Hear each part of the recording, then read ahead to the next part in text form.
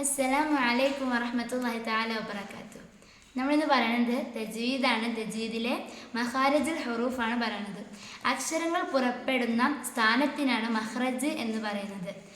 അപ്പം മഖ്റജിൽ ഒന്നാമത്തത് ജൗഫ്, വായുടെയും തൊണ്ടയുടെയും ഉൾഭാഗം. അതിൽ നിന്ന് വരുന്ന 3 അക്ഷരങ്ങളുണ്ട്. പിന്നെ എന്താണ് ഖൈഷൂം, തരിമൂക്കിൽ നിന്ന് 2 അക്ഷരങ്ങളാണ് വരുന്നത്. പിന്നെ ഹൽക്ക്, അതായത് തൊണ്ട. പിന്നെ ഷഫത്താനി, ചുണ്ടുകൾ, 2 ചുണ്ടുകളാണ് ഷഫത്താനി. പിന്നെ ലിസാൻ, നാവിൽ നിന്ന് ധാരാളം അക്ഷരങ്ങൾ പുറപ്പെടുന്നുണ്ട്. നമുക്ക് ജൗഫ് എന്താണെന്ന് നോക്കാം. വായുടെയും തൊണ്ടയുടെയും ഉൾഭാഗത്തിൽ നിന്നാണ് അലിഫ്, വാവ്, യാ എന്നീ 3 അക്ഷരങ്ങൾ പുറപ്പെടുന്നത്. ഈ അലിഫും വാവിനും യാഇനും കെസറുകളൊന്നും, ഈ ഫത്ഹ്, കെസർ, ലം ഒന്നും ഇല്ലാത്ത സമയത്ത് അത് മദ്യമായിട്ട് നമ്മൾ ഉപയോഗിക്കും, നീട്ടാൻ വേണ്ടി നമ്മൾ ഉപയോഗിക്കും. ഉദാഹരണത്തിന് ബാക്ക് നമ്മൾ നീട്ടാൻ യാ ഉപയോഗിക്കുകയാണെങ്കിൽ ബി എന്നും, പിന്നെ ലമ്മാണെങ്കിൽ ബാക്ക് ലമ്മാണെങ്കിൽ നീട്ടാൻ വേണ്ടി നമ്മൾ ബൂ, ഇനി അല്ലെങ്കിൽ ഫത്ഹാണെങ്കിൽ നമ്മൾ ബാ എന്നും ഒക്കെ പറയും. അങ്ങനെ മധ്യയായ അക്ഷരങ്ങളും കൂടിയാണ് ഈ അലിഫ്, വാവ്, യാ. പിന്നെ നമ്മൾ പറഞ്ഞ ഹൽക്കിൻ്റെ അക്ഷരങ്ങളുടെ പ്രത്യേകത എന്ന് വെച്ചാൽ അത് ഇൽഹാറിൻ്റെ അക്ഷരങ്ങളും കൂടിയാണ്. ഇൽഹാറിൻ്റെ അക്ഷരങ്ങൾ എന്ന് വെച്ചാൽ സാക്കിനായ നൂൻ്റെയും തെൻവീൻ്റെയും ശേഷം ഈ അക്ഷരങ്ങൾ വരികയാണെങ്കിൽ നമ്മൾ അനൂന്യം തെൻവീന്യം വെളിവാക്കിയിട്ടാണ് നമ്മൾ ഉച്ചരിക്കേണ്ടത്. അപ്പം തൊണ്ടയുടെയും ഏറ്റവും അടിഭാഗത്തിൽ നിന്ന് വരുന്ന അക്ഷരങ്ങളാണ് അംസ, ഹാ. അംസ, ഹാ, ഐന്, ഹാ, ഗൈന്, ഹാ. അംസയും ഹാവും തൊണ്ടയുടെ ഏറ്റവും അടിഭാഗത്തിൽ നിന്നാണ് വരുന്നത്. തൊണ്ടയുടെ മധ്യനിലയിൽ നിന്ന് വരുന്ന അക്ഷരങ്ങളാണ് ഐനും ഹാവും. ഈ ഗൈനും ഹാവും വരുന്നതാണ് തൊണ്ടയുടെ ഏറ്റവും മുകൾ ഭാഗത്തിൽ നിന്നും. അംസ, ഹ. നമ്മൾ ഈ അംസ പറയുമ്പോൾ അലിഫിന് സ്ഥിരമായിട്ടുള്ളൊരു മഖ്റജില്ല. അലിഫ് എപ്പോഴും ഒരാളൊപ്പരം കൂടിയിട്ടുണ്ടാവുക. അലിഫിനാണ് മഖ്റജൊന്നും ഉണ്ടാവില്ല. ഈ പറയുമ്പോൾ അംസ് പറയുമ്പോൾ നമ്മൾ കുറേ ശ്രദ്ധിക്കാനുണ്ട്. നമ്മൾ അംസ എന്താണ് നിസ്കാരത്തിൽ നമ്മൾ അള്ളാഹു അക്ബർ എന്ന് പറയേണ്ടത് അള്ളാഹു അക്ബർ എന്നായിട്ടുണ്ടെങ്കിൽ നമ്മൾ അള്ളാഹു ചെണ്ടയാണ് എന്നൊരു അർത്ഥം കൂടി അവിടെ വരുന്നുണ്ട്. അപ്പം അള്ളാഹു അക്ബർ, ഈ അംസ എവിടെ വരുന്നുണ്ടെങ്കിൽ തൊട്ട് മുമ്പത്തെ അക്ഷരത്തിന് ചെറിയൊരു വഖഫോട് കൂടി നമ്മൾ ഈ അംസ പറയാൻ നോക്കാം. പിന്നെ ഹാ, തൊണ്ടയുടെ ഏറ്റവും അടിഭാഗത്ത് നിന്ന് വരാം. അംസയും ഹാവും തൊണ്ടയുടെ ഏറ്റവും അടിഭാഗത്ത് നിന്ന് വരാം. ഐന്, ഹാ മധ്യഭാഗത്ത് നിന്ന്, ഏറ്റവും മുകൾ ഭാഗത്ത് നിന്ന് വരുന്നതാണ് ഗൈനും ഹാവും. ഇനി ലിസാൻ, നമ്മൾ പറഞ്ഞു നാവിൽ നിന്ന് ഒരുപാട് സ്ഥലങ്ങളിലായിട്ട് ഒരുപാട് അക്ഷരങ്ങൾ വരുന്നുണ്ട്. 18 അക്ഷരങ്ങളോളം നാവിൽ നിന്ന് പുറപ്പെടുന്നുണ്ട്. അപ്പം ഇനി നമ്മൾ നാവിൽ നിന്ന് വരുന്ന ഓരോ അക്ഷരങ്ങളുടെയും മഖ്റജ് നോക്കാം. First calf. കാഫ് എന്ന് വെച്ചാൽ നാവിൻ്റെ അങ്ങേ അറ്റം, നാവിൻ്റെ ഏറ്റവും ലാസ്റ്റ് ഭാഗം, അണ്ണാക്കിലെ മാംസള ഭാഗം. നമ്മൾ അണ്ണാക്കിൽ മാംസമുള്ള ഭാഗം ഉണ്ടല്ലോ, അപ്പോൾ അണ്ണാക്കിലെ മാംസള ഭാഗത്ത് തട്ടിയിട്ടാണ് കാഫ് പറയുന്നത്. കാഫ് ഒരിക്കലും കാഫ് ആവരുത്. കാഫ് എന്താണ് അണ്ണാക്കിൻ്റെ മാംസ അസ്ഥി ഭാഗത്താണ് കാഫ് പറയുന്നത്. അപ്പോൾ കാഫാണ് അണ്ണാക്കിലെ മാംസള ഭാഗത്ത് നിന്ന് വരുന്നത്.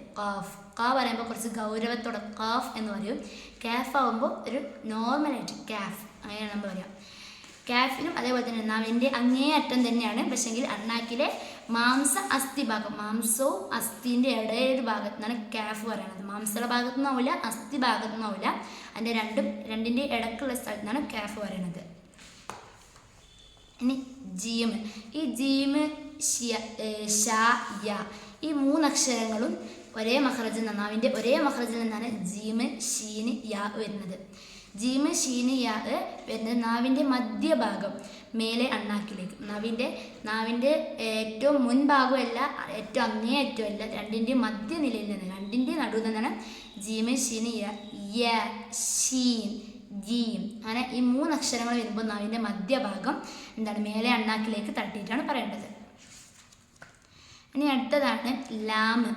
ലാമ് എന്താണ് നാവിൻ്റെ തലയുടെ അരു മേലെ മുൻപല്ല്, മേലെ ഏത് മുൻപല്ലും തൊടാം, മേലെ മുൻപല്ലുകളുടെ ഊന്, മേലത്തെ ഒരു മുൻപല്ലിൻ്റെ ഊനായിരിക്കണം ലാമ് പറയുമ്പോൾ. ലാം. പിന്നെ ഈ വാദ് ഒരിക്കലും എന്താ വരുത് മറ്റേ നമ്മുടെ തോൻ്റെ മേലെ പുള്ളിട്ട വാദാവരുത്. ഈ വാദ് സ്വാദിൻ്റെ മേലെ പുള്ളിട്ട വാദ് നാവിൻ്റെ അരുനീളം, അതായത് നാവിൻ്റെ ഈ ഏതെങ്കിലും ഒരു ഭാഗം, ഏതെങ്കിലും ഒരു അരുവിൻ്റെ പിന്നെ മേലെ അണപ്പല്ല്, മേലത്തെ നമുക്ക് ഈ രണ്ട് സൈഡിൽ ഏതെങ്കിലും ഒരു അണപ്പല്ലിൽ നാവിൻ്റെ അരു തട്ടിയിട്ടാണ് വാദ് പറയേണ്ടത്. അതാണ് സ്വാദിന് മേലെ പുള്ളിയിട്ട വാദ്. പിന്നെ ഈ നൂൻ, നാവിൻ്റെ തല മേലെ മുൻപല്ലിൻ്റെ ഊനും, നാവിൻ്റെ തലയും മേലെ മുൻപല്ലിൻ്റെ ഊനും ആകുമ്പോഴാണ് നൂൻ. നൂൻ പറയുമ്പോൾ തന്നെ നമ്മുടെ നാവിൻ്റെ എന്താണ് തല മേലെ മുൻപല്ലിൻ്റെ ഊനുമ്മ തട്ടണം. റ പറയുമ്പോൾ നാവിൻ്റെ തലയുടെ മുതുക്, നാവിൻ്റെ തലയുടെ മുതുകില്ലേ ഈ മുതുക്, അപ്പം മേലെ മുൻപല്ലുകളുടെ ഊന് റ ഒരു എന്താണ് ഒരു വിറച്ചിട്ടാണ് നമ്മൾ റ പറയുക. അപ്പം നാവിൻ്റെ തലയുടെ മുതുക് മേലെ മുൻപല്ലുകളുടെ ഊനിലൂടെയാണ് റ എന്ന് പറയുന്ന അക്ഷരം പുറപ്പെടുന്നത്. പ നാവിൻ്റെ തല, പാവും ദാവും താവും മൂന്നും ഒരേ മഖ്റജിൽ നിന്നാണ് വരുന്നത്. നാവിൻ്റെ തല മേലെ മുൻപല്ലുകളുടെ മുരട്, മുരട് എന്ന് വെച്ചാൽ പല്ല് പുറപ്പെടുന്ന സ്ഥലം ഉണ്ടാവില്ലേ മുരട്, അവിടെ നിന്നാണ് പാവും ദാവും താവും വരുന്നത്. അപ്പോൾ നാവിൻ്റെ തല, നാവിൻ്റെ തലയും നാവിൻ്റെ തല എവിടെ തട്ടണം മേലെ മുൻപല്ലുകളുടെ മുരട് തട്ടുമ്പോഴാണ് ത എന്ന് പറയുന്നതും ദാ താവും ശരിയായ ഒരു അക്ഷരമായിട്ട് വരിക. ഇനി സീന്, സീന് സ്വീന് പിന്നെ ജ, ഈ മൂന്നക്ഷരങ്ങളും നാവിൽ നിന്ന് വരുന്ന വേറൊരു മഖ്റജാണ് സീന് സ്വീന് ജ. ഈ മൂന്നക്ഷരങ്ങളും ഒരേ മഖ്റജാണ്. ഇവക്ക് മൂന്നിനും നേരത്തെ പറഞ്ഞ പോലെ തന്നെ ഒരേ മഖ്റജാണ്. എന്താണ് നാവിൻ്റെ കൂർത്ത അറ്റം, നാവിൻ്റെ ഏറ്റവും നമ്മളെ കൂർത്ത അറ്റണമല്ലേ നമ്മൾ നാവിൻ്റെ ഈ ഒരു കൂർത്തറ്റം, അപ്പോൾ രണ്ട് വരിയിലെ മുൻപല്ലുകളുടെ ഇടം, മുൻപല്ലുകളുടെ ഇടയിൽ തട്ടൂല, പക്ഷെ തട്ടിയ പോലെ ഒരു ഫീലിങ്ങോട് കൂടിയാണ് ഈ സ സ സ്വാദ് വരിക. അപ്പം നമ്മൾ നേരത്തെ പറഞ്ഞ വാദ് നാവിൻ്റെ അരുനീളം മേലെ അണപ്പല്ലുകൾ തട്ടിയിട്ടുള്ള വാദ്, അത് വാദാണ്. പക്ഷെ ഇനി വരുന്നത് ത്വാൻ്റെ മേലെ പുള്ളിയുടെ വാദാണ്. അത് പറയേണ്ടത് നാവിൻ്റെ തല മേലെ മുൻപല്ലുകളുടെ തലയും, നാവിൻ്റെയും മേലെ മുൻപല്ലുകളുടെയും തല, നാവിൻ്റെ തല മേലെ മുൻപല്ലുകളുടെ തലയിൽ തട്ടുമ്പോഴാണ് വാദ് വരുന്നത്. അപ്പോൾ വാദും ആരോട് മാറിപ്പോരുത്. ഇനി ര സ, ഈ വാദിനും ഷാക്കും ഇതേപോലെ തന്നെ ഒരേ മഖ്റജാണ്. നാവിൻ്റെ തല മേലെ മുൻപല്ലുകളുടെ തല, നാവിൻ്റെ തല മേലെ മുൻപല്ലുകളുടെ തല. ഇനി നമ്മൾ ഷഫത്താൻ ചുണ്ടുകളിൽ നിന്ന് വരുന്ന അക്ഷരങ്ങളാണ്. രണ്ട് ചുണ്ടുകൾ ഉപയോഗിച്ച് വരുന്ന അക്ഷരങ്ങളാണ്. ബ മീം വ ഫ. വ പറയുമ്പോൾ നമ്മുടെ ചുണ്ട് വൃത്താകൃതിയിൽ മുമ്പോട്ട് വരണം. വ ഒരിക്കലും വ എന്നാവരുത്. മലയാളത്തിൽ നമ്മൾ പറയണ വ പോലെ ഈ അറബിയിലെ വ ആവരുത്. പിന്നെ മീം, രണ്ട് ചുണ്ടും മൃദുലമായി പൂട്ടണം. മീം. ബ പറയുമ്പോൾ കുറച്ച് ശക്തിയിലാണ് പൂട്ടുന്നത്. ബാവും മീമും തമ്മിലുള്ള വ്യത്യാസം വെച്ചാൽ മീം മൃദുലമായിട്ടും ബ പറയുമ്പോൾ ഒരു കട്ടിയിലാണ് നമ്മൾ പറയുക. ഈ നമ്മുടെ ഈ ബ പറയുമ്പോൾ ബ അങ്ങനെ പറയും. ബ.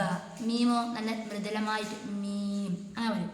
പിന്നെ ഫ പറയുന്നത് എന്താണ് കീച്ചുണ്ടിൻ്റെ ഉൾഭാഗം. കീച്ചുണ്ട് പറഞ്ഞാൽ നമ്മൾ അടിയത്തെ ചുണ്ടിൻ്റെ ഉൾഭാഗം മേലെ മുൻപല്ലുകളുടെ തല, മേലെ തല എന്ന് നമ്മുടെ ഈ പല്ലിൻ്റെ ഏറ്റവും അടിഭാഗം ഉണ്ടാവില്ല, പല്ലിൻ്റെ അടിഭാഗം. അപ്പം കീച്ചുണ്ടിൻ്റെ ഉൾഭാഗം എന്ന് വെച്ചാൽ എന്താണ് നമ്മുടെ വായ അടച്ചാൽ പുറത്തു കാണാത്ത ഭാഗം, വായ അടച്ച പുറത്ത് നമ്മൾ കാണാത്ത ഭാഗമാണ് ഉൾഭാഗം. അപ്പോൾ ഈ ചുണ്ടിൻ്റെ ഉൾഭാഗവും മേലെ മുൻപല്ലിൻ്റെ തലയും കൂടി ചേരുമ്പോഴാണ് ഫ എന്ന് പറയുന്ന അക്ഷരം വരുന്നത്. പിന്നെ ബ നമ്മൾ പറഞ്ഞു രണ്ട് ചുണ്ടുകളും ശക്തിയായി അടക്കണം. മീം മൃദുലമായി, വാവ് രണ്ട് ചുണ്ടും വൃത്താകൃതിയിൽ മുൻപോട്ട് കൊണ്ടുവരിക. വാ. ഇനി നമ്മൾ നോക്കണത് എന്താണ് ഹൈഷും തരിമൂക്കിൽ നിന്ന് നമ്മൾ പറഞ്ഞു രണ്ടക്ഷരങ്ങളാണ് മീമും നൂനും ആണ് തരിമൂക്കിൽ നിന്ന് പുറപ്പെടുന്ന അക്ഷരങ്ങൾ. ഈ രണ്ടക്ഷരങ്ങൾക്ക് ഹറക്കത്തുള്ളപ്പോഴെല്ലാം ഉച്ചാരണ സ്ഥാനത്തു നിന്ന് പുറപ്പെടുന്നതോടെ കൂടെ അടിസ്ഥാനപരമായ ഗാരവും ഉണ്ടായിരിക്കും. ഒരു എന്താണ് ഇഖ്ലാബ്, ഇദാം ബിഗുന്ന, ഇഖ്ഫ എന്നീ സന്ദർഭങ്ങളിൽ തരിമൂക്കിൽ നിന്നാണ് ഈ രണ്ടക്ഷരങ്ങളും പുറപ്പെടുന്നത്. ഇഖ്ഫ, ഇഖ്ലാബ്, ഇദാം ബിഗുന്ന എന്നീ സന്ദർഭങ്ങളിൽ തരിമൂക്കിൽ നിന്നാണ് ഈ മീമും നൂനും പുറപ്പെടുന്നത്. അപ്പം എന്താണ് ഈ മീമൊക്കെ പറയുമ്പം നമ്മൾ വളരെ മൃദുലായിട്ട് വായ കൂട്ടും. മീമും പിന്നെ വാദും നമ്മളെ ഈ മറ്റേ ത്വാൻ്റെ മേലെ പൊള്ളിയിട്ട് വാദും മാറിപ്പോണെടുക്കുക. അപ്പം ഇൻഷാ അല്ലാഹ് അടുത്തൊരു വീഡിയോയിലായിട്ട് തജ്വീദിൻ്റെ ബാക്കിയും കൂടി നമ്മൾ പറയും. അസ്സലാമു അലൈക്കും വറഹ്മത്തുള്ളാഹി തആല വബറകാതുഹു വആഖിറു ദഅവാന അനിൽ ഹംദുലില്ലാഹി റബ്ബിൽ ആലമീൻ. അപ്പോൾ എല്ലാവരും എൻ്റെ ഈ വീഡിയോ സബ്സ്ക്രൈബ് ചെയ്യാൻ മറക്കരുത്.